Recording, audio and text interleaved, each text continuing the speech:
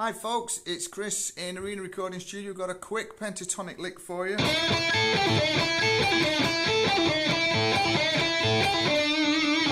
Really cool lick if you know your pentatonic scale, which is... You're going to cruise through this one. We take the 7th fret of the G string. We do a slow bend. And then we kind of go to the 1st and 2nd strings on the 5th fret and we play them staccato.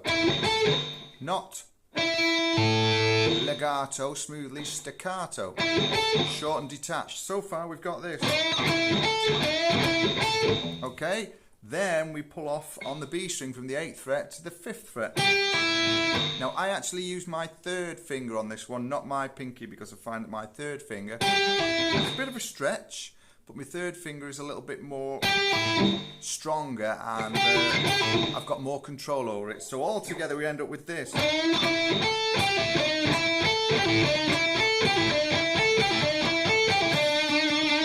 It's a cool little lick, give it a go.